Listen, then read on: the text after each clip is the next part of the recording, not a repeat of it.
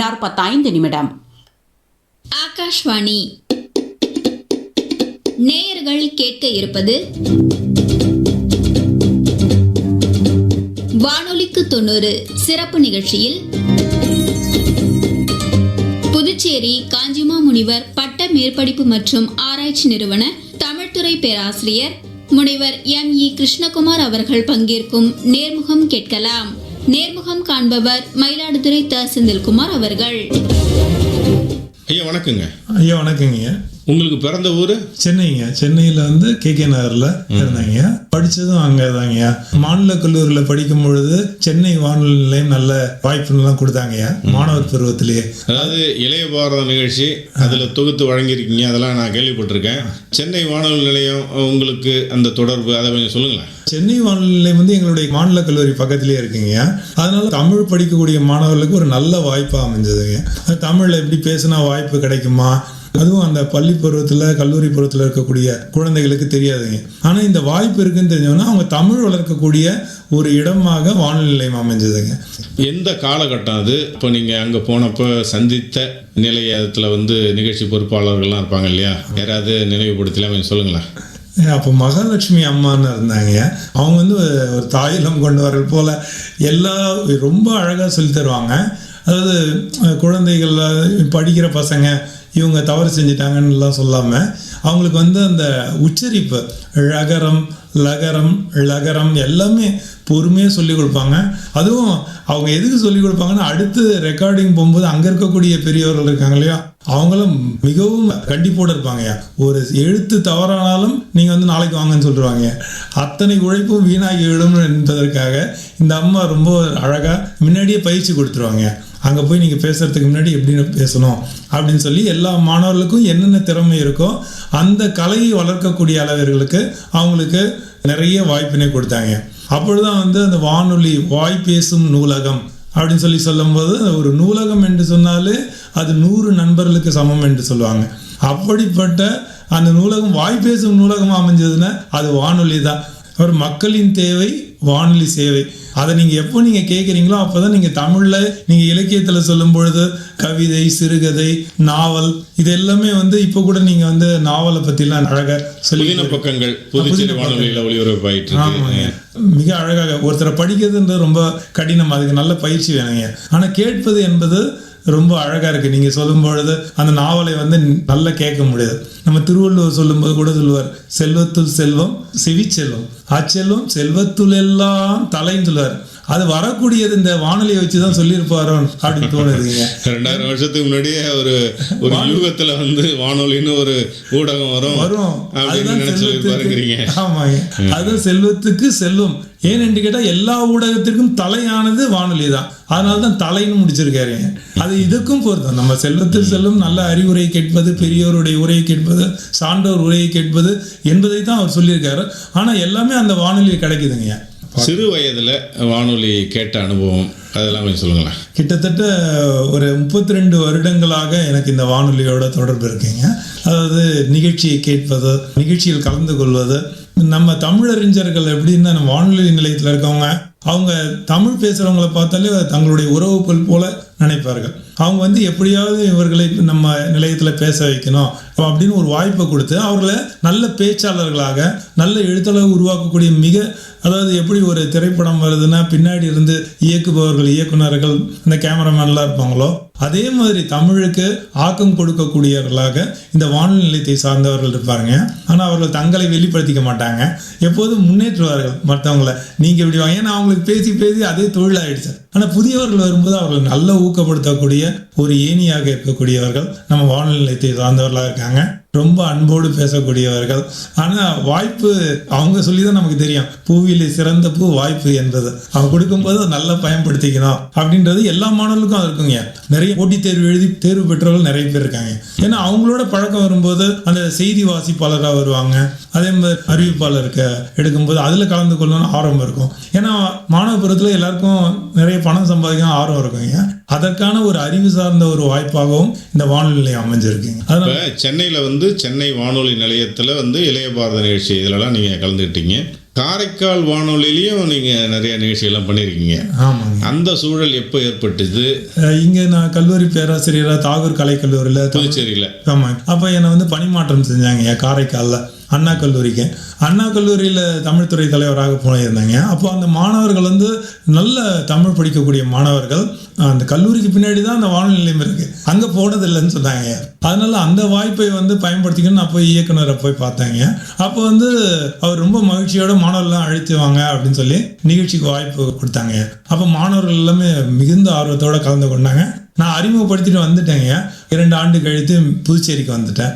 ஆனாலும் மாணவர்கள் தொடர்ந்து அங்கே நிகழ்ச்சி பண்ணிக்கிட்டு இருக்காங்க, செய்து கொண்டிருக்காங்க. ரொம்ப கலையை வளர்க்கக்கூடிய ஒரு அரும்பணியை அந்த காரைக்கால் வானொலி நிலையத்தும் ஒரு வாய்ப்பு தந்துச்சுங்க. புதுச்சேரி வானொலியில் உங்களது தொடர்பு சொல்லுங்களேன். புதுச்சேரிக்கு வந்த பிறகு இங்கே இருக்கவங்க எல்லாம் பேராசிரியர் நிலையில் வந்து என்னை மிகவும் அங்கீகரித்தார்கள்ங்க. அது ரொம்ப அழகாக இருந்துச்சு. ஏன்னா அவங்க வந்து அடிக்கடி கல்லூரியோட தொடர்புடையவர்கள். கல்லூரிக்கு வந்து மாணவர்களுக்காக நிகழ்ச்சி நடத்தினாங்க. மாணவர்களை வந்து நேரடியாக நிகழ்ச்சி நடத்தி அவருடைய திறமையை வெளிக்கொண்டு வந்தார்கள்.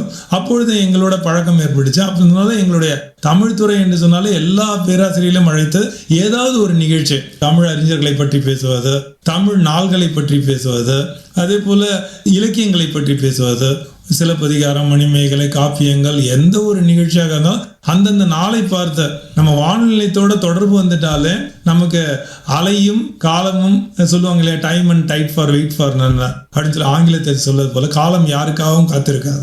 அது மாதிரி அந்த காலத்தின் அடிப்படையில் செயல்படக்கூடிய ஒரு நேரம் தவறாமை கற்றுக் கொடுப்பதாக இந்த வானொலி நிலையம் அமைஞ்சிருக்குங்க. அகில இந்திய வானொலி, ஆகாஷ்வாணி, ஆங்கிலத்தில் வந்து நம்ம ஆல் இண்டியா ரேடியோ அப்படின்னு நம்ம சொல்கிறோம். 1936 தொடங்கப்பட்டு இப்போ 90 வருடம் நிறைவடையுது. இந்த நேரத்தில் உங்கள்கிட்ட எனக்கு ஒரு கேள்வி என்னென்னா, இப்போ வந்து பழைய மாதிரி இல்லை, சமூக ஊடகங்களுடைய தாக்கம் வந்து அதிகமாக இருக்குது. ஃபேஸ்புக்குங்கிறாங்க, இன்ஸ்டாகிராம்ங்கிறாங்க, எக்ஸ் தளம்ங்கிறாங்க, அப்புறம் வாட்ஸ்அப்பு, பல்வேறு ஊடகங்கள் வந்துருச்சு இல்லையா. இது போக தொலைக்காட்சியுடைய ஆக்கிரமிப்பு இருக்குது. இந்த நேரத்தில் வானொலி அதனுடைய நிலை எப்படி இருக்குது? தன் நிலை தவறாமல் வானொலி இருக்குதா? வானொலி பற்றி நீங்கள் என்ன நினைக்கிறீங்க?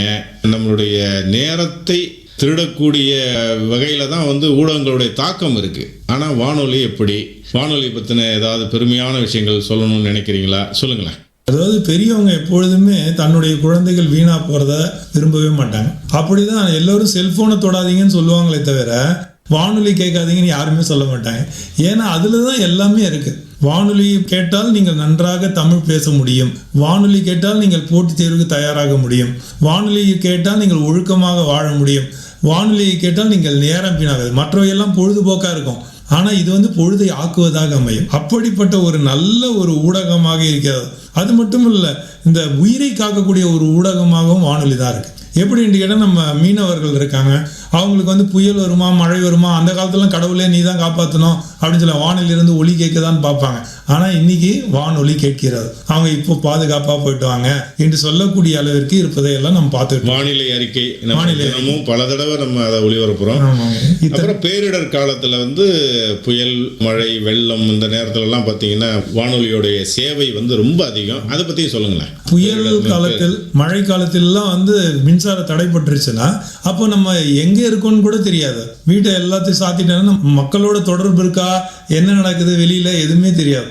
அப்போ அந்த வானொலி கேட்கும் போது தான் உலகத்தில் இதெல்லாம் நடந்துக்கிட்டு இருக்கு, நான் இத்தனை நாளில் மழை நின்றுரும், நம்ம வந்து வெளியில் போகலாம், பாதுகாப்பு இருக்குது அப்படின்ற ஒரு பாதுகாப்பு அரணாகவும் இந்த வானொலி இருப்பதை நாம் பார்க்கலாம். நிச்சயமாங்கய்யா. வந்து காரைக்கால் வானொலியில் வந்து நான் பணியாற்றினப்ப கடுமையான புயல், ஊரில் கரண்ட்டே கிடையாது. ஆனால் வந்து அந்த இரவு நேரத்துலையும் தொலைபேசி வழியாக தொடர்பு கொண்டு மாவட்ட ஆட்சியர்கள், அப்புறம் வந்து பல்வேறு சமூக நலத்தில் ஆர்வம் கொண்ட மனிதர்கள்லாம் இருப்பாங்கல்ல, அவங்க கூடலாம் வந்து தொடர்பு கொண்டு நிலவரம் என்ன, திருவாரூர் பக்கம் என்ன மழை, நாகப்பட்டினம் பக்கம் என்ன மழை, வேதாரண்யத்தில் என்ன நடக்குது, பூம்புகார் பக்கம் என்ன நடக்குது, இப்போ பல்வேறு செய்திகளை இந்த நேரத்தில் நம்ம வானொலியில் ஒளிபரப்புனதை அதுக்கு பிறகு பார்த்தீங்கன்னா பல நேயர்கள் வந்து அதை பாராட்டி, இப்போ நாங்கள் பயந்துக்கிட்டே இருந்தோம், என்ன நடக்குது ஏது நடக்குதுன்னு, வெளியிலே வர முடியாத சூழல், ஆனால் வானொலி எங்களுக்கு உற்ற நண்பனாக அந்த நேரத்தில் இருந்துச்சு அப்படின்னாங்க. இப்போ நீங்கள் சொல்லும் போது அது எனக்கு நினைவுக்கு வந்தது. உங்களது அனுபவங்களையும் சொல்லுங்களேன். ஆமாம், களப்பணியாளர்கள் ரொம்ப பெருமையுடையவர்கள் நம்ம வானொலி நிலையத்தை சார்ந்தவர்கள் தாங்க.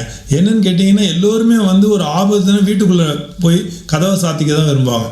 ஆனால் நம் வானொலியத்தில் பணியாற்றக்கூடிய பணியாளர்கள் வந்து எப்போல்லாம் ஆபத்து வருதோ அது எந்த போர்க்களமாக இருந்தாலும் சரி, இல்லை மழையாக இருந்தாலும் சரி, புயலாக இருந்தால் உடனே அவங்க வந்து அந்த இயக்குனர் பதவியில் இருக்கவங்க வந்து எல்லாருமே என்ன பண்ணுவாங்க, அவங்களுடைய அந்த குழுவினை அந்தந்த இடத்துக்கு போங்க, எந்த இடத்துல பிரச்சனையோ அந்த இடத்துல போய் பாருங்க என்று சொல்லி அனுப்புவாருங்க. நிச்சயமாங்கய்யா. இப்போ தானே புயல் அப்போ கூட புதுச்சேரி வானொலி நிலையத்தை சுற்றி இந்த கோரிமேடு பகுதியில் மரங்கள் எல்லாம் விழுந்துருச்சு. அலுவலகத்துக்கே வந்து வண்டியிலலாம் வர முடியாது. அந்த மரங்களுடைய இடுக்கில் வந்து நடந்து நடந்து கரண்ட் வர கிடையாது. இப்படி வந்து வானொலி நிலைய ஊழியர்கள், இன்ஜினியர்ஸு எல்லாரும் நாங்கள் வந்து இரவு முழுவதும் வானொலி நிலையத்திலே தங்கி இருந்து சாப்பாட்டு கூட வசதி கிடையாது. அப்படியெல்லாம் நம்ம வந்து ஏன்னா பொதுமக்களுக்கு நம்ம சேவை செய்யணும் அந்த எண்ணத்தில் வந்து செஞ்சோம். இதே மாதிரி தான் எல்லா வானொலி நிலையங்களும் வந்து அந்த நிலையத்தில் இருக்கிறவங்க வந்து ஒரு அர்ப்பணிப்பு உணர்வோடு செயல்படுறாங்க. ஏன்னா வந்து மக்களுடைய வாழ்க்கைக்கு நம்மளால் முடிந்த உதவியை நம்ம செய்யணும் அப்படிங்கிறதுக்காக ரொம்ப அருமையான கருத்தை சொல்லிட்டு இருக்கீங்க. மேற்கொண்டும் பல்வேறு விஷயங்களை சொல்லுங்கள், அதோட நம்ம நிகழ்ச்சி நிறைவு செஞ்சுக்கலாம். இப்போ உழவு பணியை பற்றி எத்தனை பேர் பேசுகிறாங்க, ஆனால் அவர்கள் கால் வைக்காவிட்டால் நாம் சூட்டில் கை வைக்க முடியாது சொல்லுவாங்க இல்லைங்களா? அதே மாதிரி உழவு தொழிலுக்கு தேவையானதெல்லாம் யார் சொல்கிறாங்க, இதை இந்த காலத்தில் விதைக்கலாம். இப்போ காத்த முத்து கருத்த முத்துன் நிகழ்ச்சி மிக அருமையான ஒரு நிகழ்ச்சியாக இருக்கும். அது அப்படியே இயல்பாக நம்ம 2 உழவர்கள் பேசிக்கொண்டால் எப்படி இருக்குமோ அது மாதிரி பேசிக்கொண்டு இந்த நேரத்தில் இதை விதைக்க வேண்டும், இத்தனை அடி தூரத்தில் விதைக்கணும், அப்புறம் சாகுபடி இப்போ செய்யலாம், மழை இப்பொழுது பெய்யும், பாசனம் எப்படி செய்யணும் என்பதெல்லாம் மிக அழகாக சொல்லக்கூடிய ஒரு நிகழ்ச்சியாக உழவு தொழில் நிகழ்ச்சியெல்லாம் செய்கிறீங்க. இது வந்து வேற ஊடகங்கள் செய்ய முடியாது. அவங்களாம் வணிக நோக்கத்தில் தான் செய்வாங்க. ஆனால் நம்முடைய அரசு ஊடகமாக இருக்கக்கூடிய இந்த ஊடகத்தில் மக்களுக்கு தேவையான எல்லா நிகழ்ச்சிகளையும் உணவில் தொடங்கி பெண்களை முக்கியத்துவம் படுத்தக்கூடிய ஒரு நிகழ்ச்சியாக மகளிர் நிகழ்ச்சியெல்லாம் வச்சுருக்கேன். அதில் இல்லத்தில் இருக்கக்கூடிய இல்லத்தரசிகள்லாம் மிக அருமையாக ஈடுபட்டு அதில் கலந்து கொள்கிறார்கள். அதே விளையாட்டில் கலந்துக்கிறத பற்றிலாம் மாணவர்கள் விழிப்புணர்வு இல்லாததையெல்லாம் நீங்கள் விளையாட்டு நிகழ்ச்சி மூலமாக நீங்கள் கலந்து கொண்டால் உங்களுக்கு இந்த வாய்ப்புலாம் இருக்குது அப்படின்னு வேற சொல்லியிருக்கீங்க. அப்புறம் இலக்கியம் படிக்காத இலக்கியம் படிக்க வைக்கிறீங்க. அது இல்லாமல் நிறைய நல்லா பாடுறவங்க இருப்பாங்க, கிராமத்தில் இருப்பாங்க, அவங்களுக்கு வந்து பாடுற வாய்ப்பே இருக்காது. ஆனால் நீங்கள் அந்த நிகழ்ச்சியில் நீங்களும் ஒரு தடவை பாடுங்க அப்படின்னு சொல்லி ஒரு வாய்ப்பை கொடுக்குறீங்க. நாட்டுப்புற நிகழ்ச்சிகள், கிராமிய நிகழ்ச்சிகள், தெருக்கூத்து, கும்மி பாட்டு, வில்லுப்பாட்டு, இதையெல்லாம் நீங்கள் சொல்லும்பொழுது நம்மலாம் வந்து ஒரு காலத்தில் மிக சிறந்த கலைஞர் ஆக முடியுமா அப்படின்னு ஒரு தன்னம்பிக்கை இல்லாததையெல்லாம் நீங்கள் உடைத்து மக்களுக்கு நல்ல ஒரு வாய்ப்பினை கொடுக்கிறீர்கள். அதே மாதிரி ஆதரவற்றவர்கள் என்று நினைக்கக்கூடியவர்களுக்கெல்லாம் பேரன் பேத்திலாம் வெளிநாட்டில் போயிட்டு இருந்தா கூட அவங்களுக்கு வந்து ஒரு நல்ல நண்பனாக இந்த வானொலி இருக்கீங்க. ஒன்றும் கேட்டால் நம்ம துணி தைக்கக்கூடிய ரெடிமேட் ட்ரெஸ்ன்னு சொல்கிறோம் இல்லைங்க, ஆயத்த ஆடைகள், அவங்களாம் அந்த வானொலி கேட்பதற்காக அந்த காலத்தில் பேக்கெட்லாம் வச்சாங்களாம் அந்த துணி தைப்பதற்காக. ஏன்னா அவங்க நடந்து போகும்போது கூட அவங்கள எந்த பணியும் தடைபடக்கூடாது. சலவை தொழிலாளர்களாக இருந்தாலும் சரி, துணி தைக்கிறவர்களாக இருந்தாலும் சரி, அவர்களுக்கெல்லாம் பக்கத்தில் இருந்து ஓட்டுநர்கள் மிக முக்கியமானவர்கள். அவங்க அந்த பாட்டை கேட்டாங்கன்னா அந்த சோர்வே தெரியாதுங்க. அப்படி பாட்டு கேட்டு இங்கேருந்து ஒவ்வொரு ஊருக்கும் தமிழ்நாடு முழுவதும் மாநிலங்களுக்கெல்லாம் போகிறாங்களே, அந்த பாட்டை கேட்டு அவங்க ஊக்கப்படுத்திக் கொள்வதாங்க. அப்படி அந்த நிலை இருக்கு. அடுத்தது மூத்த குடிமக்கள் வாழக்கூடிய அவங்களுடைய சிறப்பை செய்யக்கூடிய அளவுக்கு கனிந்த வாழ்வுன்னு ஒரு நிகழ்ச்சி வச்சிருக்கீங்க. அதுவும் மிக ஒரு அருமையான ஒரு நிகழ்ச்சி. ஏன்னு கேட்டால் அவங்களுக்கு ஒரு தன்னம்பிக்கை ஊட்டக்கூடியதாக இருக்கிறது. அப்புறம் உழைப்பவர் அரங்கம் அப்படின்னு ஒரு நல்ல நிகழ்ச்சி வச்சிருக்கீங்க.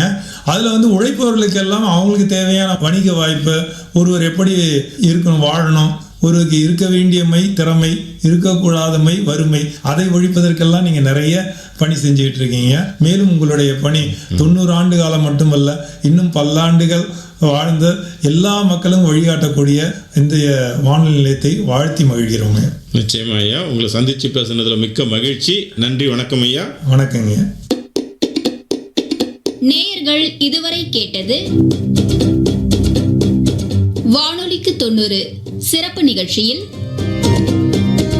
புதுச்சேரி காஞ்சிமா முனிவர் பட்ட மேற்படிப்பு மற்றும் ஆராய்ச்சி நிறுவன தமிழ்துறை பேராசிரியர் முனைவர் ME கிருஷ்ணகுமார் அவர்கள் பங்கேற்ற நேர்முகம் கேட்டீர்கள். நேர்முகம் கண்டவர் மயிலாடுதுறை த. செந்தில்குமார் அவர்கள்.